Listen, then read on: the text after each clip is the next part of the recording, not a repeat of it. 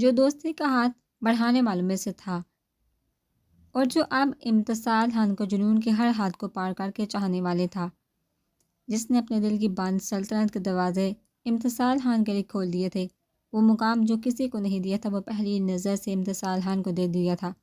اب بس اظہار باقی تھا اور امتصال خان کو اپنے نام کرنا تھا، ہمیشہ ہمیشہ کے لیے۔ بھائی اب اپنی بہن کا ہاتھ تھام کا اسٹیج پر ہی بٹھا دے، اتنا تو آپ کا فرض بنتا ہے۔ امتصال خان نے مسکرا کر بہرام شاہ کو طنزیہ لہجے میں کہا تو بہرام شاہ ہڑبڑا کر ہوش میں آیا۔ استغفر اللہ۔ امتصال خان کے بات سمجھ آنے پر بہرام شاہ نے بلند آواز میں کہا تو امتصال کے چہرے کے حدوحال میں پل میں سرخیاں گلی۔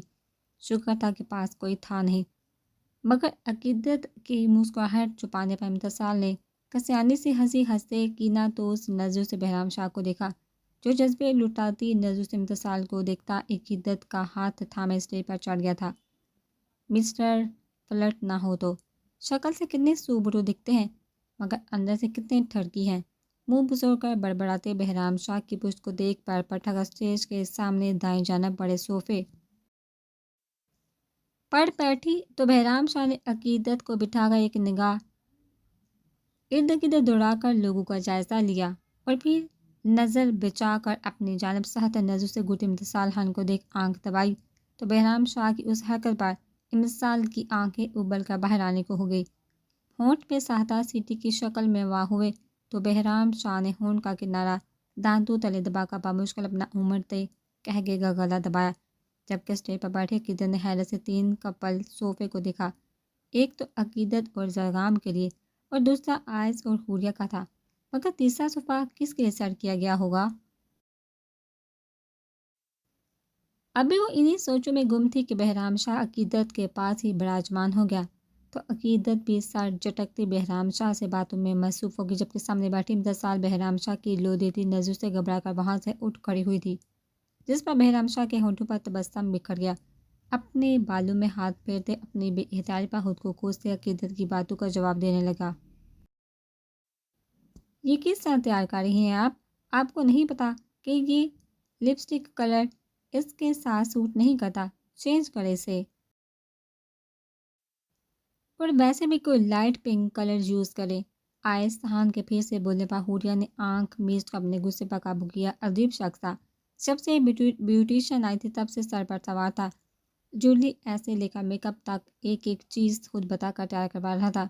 کبھی یہ سیٹ اچھا نہیں، کبھی اولڈ فیشن، یہ مسکارا اچھا برانڈ کا نہیں، کبھی یہ آئی شیڈ ٹھیک نہیں، یہ بیس اوور ہے، کبھی لپسٹک ڈارک ہے۔ اب تو حوریہ کی برداشت کا پیمانہ لبریز ہو چکا تھا۔ باہر سب مہمان آ چکے تھے، عقیدت اور زرغام اس اسٹیج پر جا چکے تھے اور ایک یہ تھا حوریہ شاہ کا شوہر، جسے بیوٹیشین کے ہر کام میں کیڑے نظر آ رہے تھے۔ کتنی بار وہ ڈریس چینج کر چکی تھی اور میک اپ اب تو حد ہو گئی تھی۔ تھینک یو سو مچ، آپ جائیے، میں خود دیکھ لیتی ہوں۔ آئس خان کو کینہ دوز نظروں سے دیکھتے بیوٹیشین سے کہا تو اس بیچاری نے بھی اسپال میں سر ہلاتے وہاں سے بھاگنے میں ہی عافیت جانی، ورنہ یہ پاگل ہن اسے آج بیوٹیشین سے پاگل بنا کر ہی بیتا۔ بیوٹیشین کے نکلتے ہی حوریہ نے ڈریسنگ ٹیبل سے ہیئر برش اٹھا کر پٹھنے کے انداز پر زمین پر پھینکا تو آئس خان نے ابرو اچکا کر حوریہ کو دیکھا، جو اسی کریم کلر کی میکسی کے ساتھ لائٹ ڈائمنڈ جویلری پہنے، چاکلیٹ براؤن بالوں کا جوڑا بنائے، لائٹ میک اپ کے ساتھ سیدھا آئس خان کے دل میں اتر ہی تھی۔ یہ کیا حرکت ہے آئس؟ پچھلے 5 گھنٹوں سے بیٹھ کر میری کمر اکڑ گئی ہے اور آپ کو کچھ پسند نہیں آ رہا، اور کتنا ایکسپیرینس ہے، یہ کلر اچھا ہے، یہ برانڈ ٹھیک نہیں۔ آپ سنگر ہیں یا وہاں فیمیل سنگرز کے بیوٹیشین بھی آپ ہیں؟ اگر میں نہیں اچھی لگ رہی تو نہ دیکھے نا، ایسے بھی کوئی کرتا ہے، نہیں پسند آپ کو تو سیدھی طرح کہیے، اس طرح تو تکلیف نہ دے مجھے۔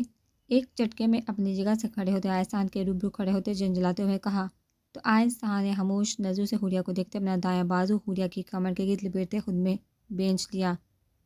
کیوں نہ دیکھو، حق ہے میرا، اور کس نے کہا تم اچھی نہیں لگ رہی؟ تم اس قدر اچھی لگ رہی ہو کہ میرا تمہیں باہر لے کے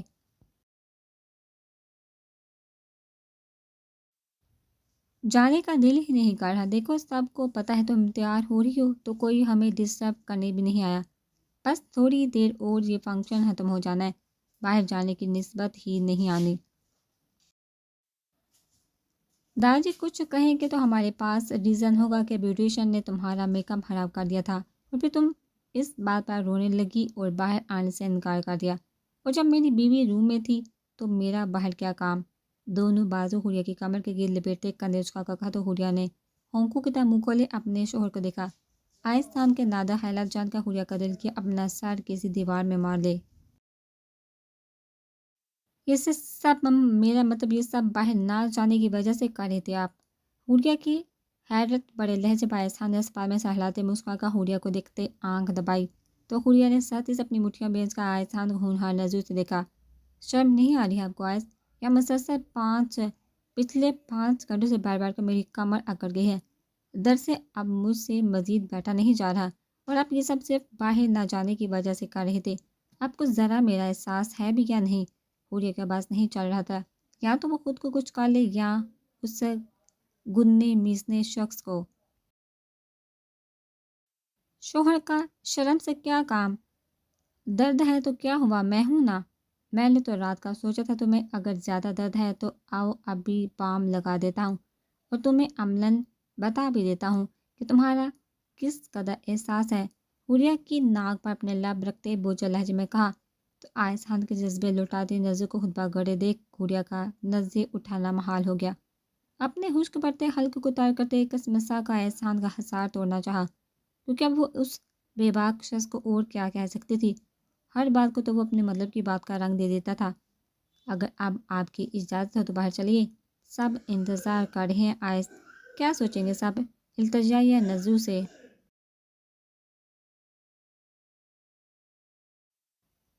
آئس خان کو دیکھتے مدھم لہجے میں کہا تو آئس خان نے گہری سانس بھرتے اپنے دایاں ہاتھ پر ہکا حوریہ کی گردن اور چہرے کے درمیان رکھتے انگوٹھے سے حوریہ کی شاعرہ کو سہلایا۔ آئس خان کے لمس پر حوریہ کو اپنے جسم میں سرد لہریں سرد کرتی محسوس ہوئی۔ اجازت تو مجھے تمہاری چاہیے بیوی، انتظار تو میں کر رہا ہوں، تمہارا اور تمہیں دنیا والوں کی پڑی ہے۔ باہر لوگ کیا سوچیں گے مجھے فرق نہیں پڑتا، مگر جو اس وقت میں سوچا ہوں تم اس کے بارے میں سوچو ہم دونوں کے درمیان ان فضول معنی دوریوں کو ختم کرنے کے بارے میں سوچو۔ 2 قدم کے فاصلے کو سمیٹتے ایک بار پھر سے حوریہ کو اپنے حصار میں لیتے گمبھیر بوجھل لہجے میں کہا تو حوریہ نے ہڑبڑا کر احسان کے حصار کو توڑنے کی کوشش کی، جو بےحد ہوتا سب کچھ فراموش کیے ہوئے تھا۔ آئس پلیز ازاحمت کرے باہر چلیے نا۔ ابھی حوریہ کچھ اور کہتی کہ کمرے کے دروازے پر ہوتی دستک پر ایک جھٹکے سے آئسان کا حصار توڑ کر پیچھے ہوئی، جس پر آئسان نے گھر کر حوریہ کو دیکھا اور وارننگ دیتی نظر سے دیکھتا دروازے کی جانب بڑھا۔ مانا کہ یہ دن آپ لوگوں کا ہے، لیکن اس کا یہ مطلب نہیں کہ آپ ہم غریبوں کو لفٹ ہی نہ کروائیں۔ آئسان کے دروازہ کھولتے سلوار شاہ نے مسکراتے ہوئے کہا تو آئسان نے اپنے سیاہ بالوں میں ہاتھ پھیرتے ہونٹ کا کنارہ دانتوں تلے دبا کر حوریہ کے خون چلکاتے چہرے کو دیکھا۔ مسٹرڈ کلر کی پاؤں کو چھوٹی فراک پہنے جس کے دامن اور گلے پر گرین نارنجی اور پیلے رنگ کا کام ہوا تھا، براؤن بالوں کو فرینچ چوٹیاں میں قید کی کمر پر چھوڑا ہوا تھا۔ چوٹیاں سے نکلتی آوارہ لٹی چہرے کا احاطہ کیے ہوئے تھی، گرے آنکھوں میں کاجل کی لکیر کھینچ کر انہیں مزید دلکش بنایا گیا تھا۔ لائٹ میک اپ کیے وہ دیکھنے والوں کو چاروں خانے چت کرنے کی صلاحیت رکھتی تھی۔ نہیں وہ ہم بس آ ہی رہے تھے، وہ بیوٹیشین کو میک اپ نہیں کرنا رہا تھا۔ آئس خان کو ہونہار نظروں سے دیکھتے دانت پیستے ہوئے کہا تو سلوار شاہ نے بامشکل اپنی مسکراہٹ چھپائی۔ مجھے بھی یہی لگ رہا کہ یہ بیوٹیشین ہی ٹھیک نہیں تھی، اتنا ٹائم برباد کر دیا۔ سلوار شاہ نے تاثر سے سر ہلاتے ہوئے کہا تو حوریہ نے روحانی نظر سے دروازے سے ٹیک لگائے کھڑے آئس خان کو دیکھا، جو بلیک پینٹ کوٹ کے ساتھ وائٹ شرٹ پہنے حوریہ کے دل کے تار چھیڑ رہا تھا۔ حوریہ کے دیکھنے پر آئس خان نے آگے بڑھتے بنا سلوار شاہ کی پرواہ کیے حوریہ کی کمر کے گرد بازو لپیٹ کر باہر کی جانب قدم بڑھائے۔ آ جائیے سالی صاحبہ، ایک تو آپ اردو کی باتیں ختم نہیں ہوتی، وقت دیکھے کیا ہو گیا ہے۔ آئس خان کے سارا ملبہ حوریہ اور سلوار پر ڈالنے پر دونوں ہونکوں کی طرح منہ کھولے اس میسنے ہاتھ کو دیکھتی رہ گئی جو لاپرواہ بنتا ناک کی سیدھ میں چلتا جا رہا تھا۔ روشنیوں سے سجے لان کے کونے میں کھڑی سکین کلر کی میکسی پہنے پور سجی آنکھوں میں نفرت کی آگ لیے چہرے پر اسپاٹ تاثرات سجائے، نظر سامنے اسٹیج پر بیٹھے زرگام خان کے ساتھ کھڑی مقدس بیگم پر ٹکائے فون پر کسی سے گفتگو کر رہی تھی۔ کیوں ہم وہاں کی دشمنی مول لے رہی ہو؟ جو جیسے کرتا ہے کرنے دو، ہمارے پاس پہلے ہی بہت سے مسائل ہیں جنہیں حل کرنا ہے، اب تم اس خاندانی دشمنی کا بھی حصہ بن رہی ہو۔ موبائل سے کدی جنجلائی ہوئی آواز گونجی تو عقیدت شاہ کے ہونٹوں پر تنزیہ مسکراہٹ گئی۔ یہ نفرتیں، یہ دشمنیاں تو وراثت میں ملی ہیں، اور وراثت میں ملی ہوئی چیزوں کو قبول کرنا ہی پڑتا ہے۔ ہم جتنا بھی انکار کریں مگر لوگ جانتے ہیں کہ وراثت ہماری ہے۔ کوئی دولت نہیں جس سے انکار کروں گی تو مہان کہلاؤں گی، دشمنی ہے یہ۔ انکار کروں گی تو بزدل کہلاؤں گی، قبول کروں گی تو ایک نہ ایک دن جیت جاؤں گی، یا اس دشمنی کو نبھاتے نبھاتے مر جاؤں گی۔ اچھا چھوڑو، وہ تمہاری ستیلی ساس نے نمبر لیا تھا، کیا بات ہوئی تمہاری ان کے ساتھ؟ فون پر موجود عقیدت کے کلیگ نے بات بدلتے ہوئے کہا، مگر وہ نہیں چاہتا تھا اگلی بات پر وہ سر پکڑ کر بیٹھ جائے گا۔ کچھ نہیں، انہوں نے مجھے کہا، اتنی اکڑ اور غرور کس بات کا؟ تو میں نے سمپل سا جواب دیا کہ خاندانی عادت ہے، غرور اور اکڑ کی۔ اب خون میں یہ سب شامل ہے تو اس میں میرا کوئی قصور نہیں۔ پھر مجھے برا بلا کہہ کر فون رکھ دیا۔ عقیدت شاہ کے کندھے اچکا کر کہنے پر فون پر دوسری جانب سے سنتے اس شخص نے سچ میں اپنا سر پکڑ لیا۔ تم پاگل ہو، جانتی بھی ہو وہ عورت کس قدر واویلا مچائے گی اس بات پر کہ تم نے خاندان والوں کو تانا دیا۔ دان پیس کر کہا گیا، مگر ادھر پرواہ کسے تھی؟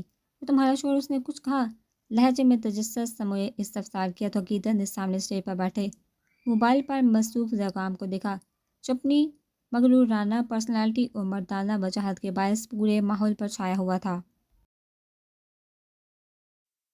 ہاں کہا نا، جاری من نفرتوں کی دنیا میں خوش آمدید، ہونٹوں پر طنزیہ مسکراہٹ سجائے سر جھٹکے جواب دیا تو دوسری جانب موجود شخص نے اپنے ہونٹ بھینچے، تمہیں پتہ ہے وہاں تمہارا سب سے بڑا دشمن کون ہے؟ میرا شوہر۔ ایک لفظی جواب دے کر اپنی جانب بڑھتے اس زرگام خان کو دیکھا، جس کی آنکھوں اور ہونٹوں پر رنگتی مسکراہٹ اس کی جیت کا پتہ دے رہی تھی، اور وہ مضبوط قدم لیتا اپنی ٹائی کو اتارتا اسی کی جانب آ رہا تھا۔ ناراض ہو؟ عقیدت کا ہاتھ تھامے اپنے ہاتھ میں موجود ٹائی کو عقیدت کی کلائی پر باندھتے نرم لہجے میں کہا تو عقیدت نے ناراضگی سے چہرہ کر منہ پھیرا تو زرگام خان نے جھک کر اپنے لب عقیدت کی کلائی پر رکھے۔ اس طرح ادائیں نہ دکھاؤ جانا، ورنہ میں کسی کا بھی لحاظ کے بغیر کوئی گستاخی کر گزروں گا۔ عقیدت کے ہاتھوں کی انگلیوں میں زبردستی اپنی انگلیاں الجھائے بوجھل لہجے میں کہا تو عقیدت نے شکوہ کی نظروں سے زرگام خان کو دیکھا، تم شاید بھول رہے ہو کہ کس قدر تلخ لہجہ اپنا چکے ہو میرے ساتھ، ابھی محبت کے ڈرامے کرنے کی ضرورت نہیں۔ ارد گرد نگاہ دوڑاتے سپاٹ لہجے میں کہا تو زرگام خان نے خاموش نظروں سے عقیدت کے خوبصورت چہرے کو دیکھتے 2 قدم کے فاصلے کو سمیٹ عقیدت کے قریب تر کھڑا ہوا۔ زرگام خان کے وجود سے اٹھتی ڈارک پرفیوم کی خوشبو عقیدت کو اپنے نتنوں سے ٹکراتی حواسوں پر چھاتی محسوس ہوئی۔ اس دشمنی میں تم بھی تو مجھے تکلیف دیتی ہو نا؟ زرگام خان کے شکوہ کے نا لہجے پر عقیدت نے گھور کر اسے دیکھا، تکلیف؟ میں نے تمہیں تکلیف دی زرگام؟ میں نے غصہ کیا، لڑائی کی، مگر تمہارے قریب آئی؟ ہمارے رشتے میں پہلے ہمیشہ میں نے کی ہے، کیا تمہیں میرا قریب آنا تکلیف دیتا ہے؟ عقیدت کے دبے دبے لہجے میں چلا کر کہنے پر زرگام خان نے اپنی شہادت کی انگلی عقیدت کے ہونٹ پر رکھی۔ میں نے کب اسے تکلیف کہا؟ تکلیف تو وہ ہے جو اب تم مجھ سے دور رہ کر دے رہی ہو۔ تکلیف وہ ہے عقیدت جو تم پاس ہو کر دور چلی جاتی ہو۔ تکلیف یہ ہے کہ تم ابھی بھی اس رشتے کو لے کر کشمکش میں مبتلا ہو، یہ سب مجھے تکلیف دیتا ہے۔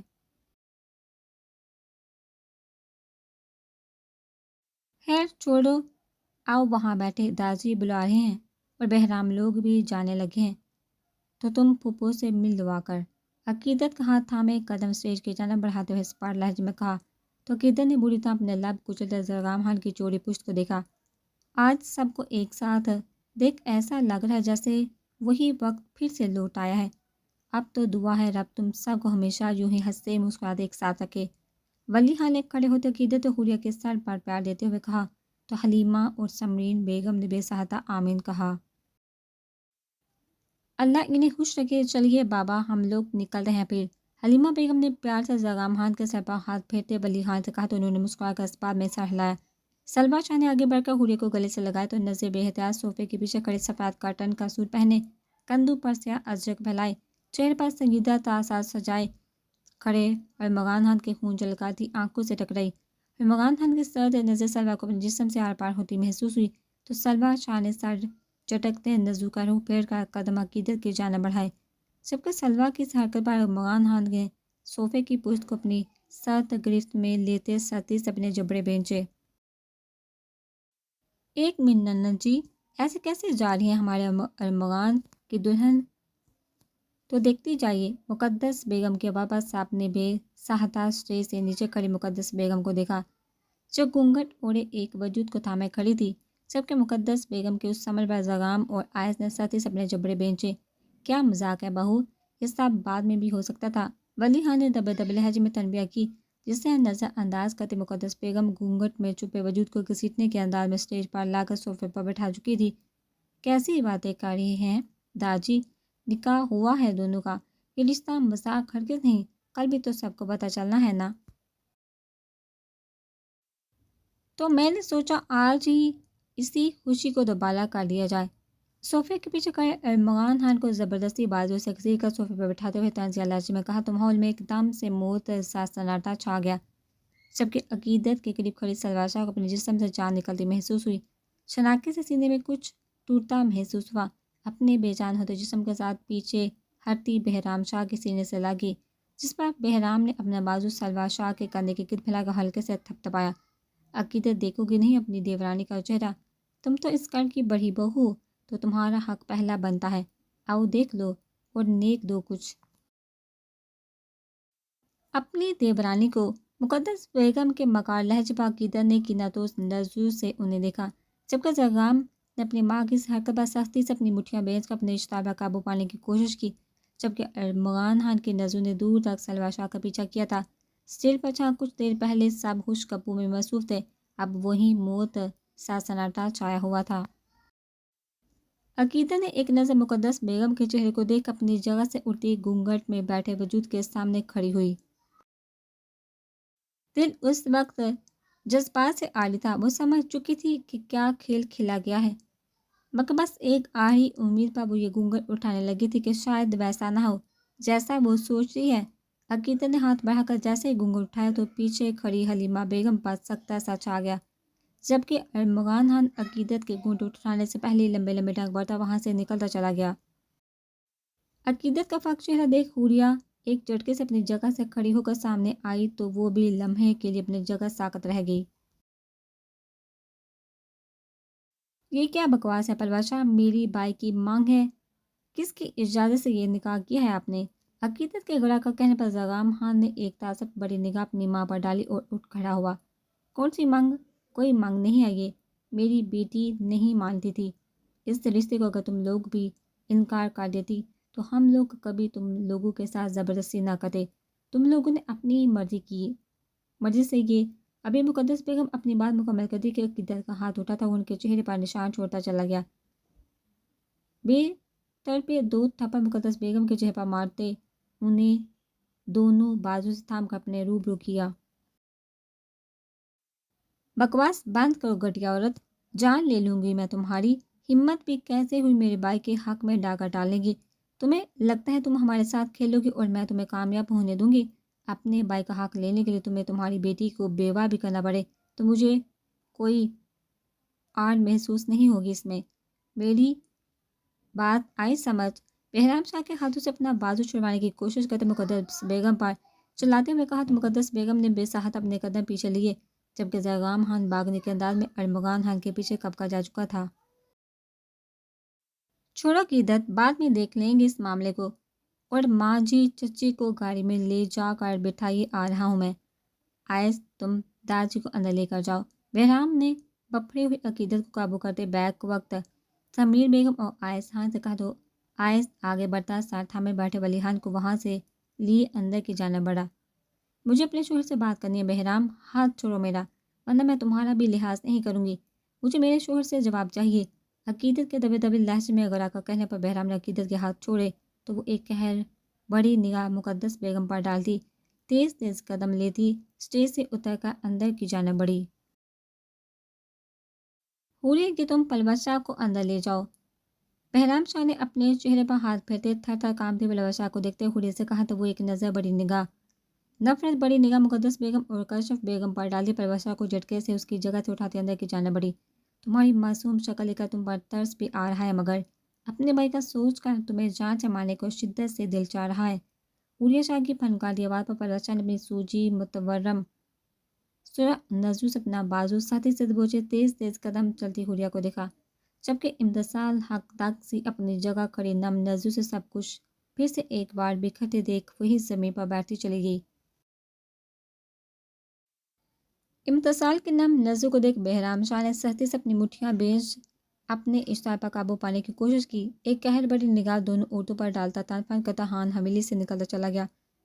کچھ دن پہلے آئس خان کی طبیعت کچھ سنبھلی تو وہ مبین بیگم کو حویلی آنے کے لیے منا چکا تھا۔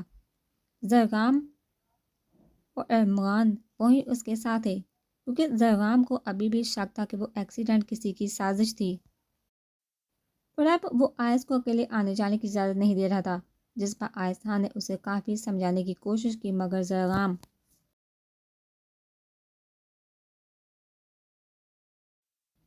خان کا کہنا تھا کہ وہ اپنے بھائی کی جان پر کوئی رسک نہیں لے سکتا۔ عقیدت سے ملنے کے بعد زرغام آئس اور مبین بیگم کو اپنے ساتھ ہی گاؤں لے آیا تھا۔ وہ حویلی داخل ہوئے تو زرغام خان کو حویلی کے ماحول میں عجیب سا تناؤ محسوس ہوا۔ وہ لوگ لاؤنج میں داخل ہوئے تو معمول سے ہٹ کر خاموشی چھائی ہوئی تھی۔ سبھی ملازمہ سر جھکائے خاموشی سے اپنے کاموں میں مصروف تھی۔ لاؤنج میں حویلی کا کوئی بھی فرد موجود نہیں تھا۔ داجی صبح اٹھنے کے بعد یا تو لاؤنج میں ہوتے یا مردانہ خانے میں، مگر اس وقت وہ نہ یہاں تھے اور نہ ہی مردانہ خانے میں۔ ارمغان خان ایک نظر ارد گرد ڈالتا، بیگ صوفے کی قریب زمین پر رکھتے گرنے کے انداز میں صوفے پر لیٹ کر آنکھیں موند گیا، جبکہ مبین بیگم آئس خان سے ناراضگی کا اظہار کرتی حویلی میں موجود اپنے کمرے کی جانب بڑھی۔ تبھی پلوت شاہ کے کمرے کا دروازہ کھلنے پر موبائل پر ٹائپنگ کرتے آئس اور زرغام خان نے بے ساختہ نظر اٹھا کر کمرے کے دروازے کی جانب دیکھا، مگر دروازے کے سامنے کھڑی امتثال خان کی نم سرخ نظریں دیکھ دونوں کو حیرت ہوئی۔ کیا ہوا ہے سالے، رو کیوں رہی ہو؟ پلوت شاہ تو ٹھیک ہے نا؟ زرغام خان اپنے موبائل صوفے پر پھینکتا لمبے لمبے ڈگ پڑتا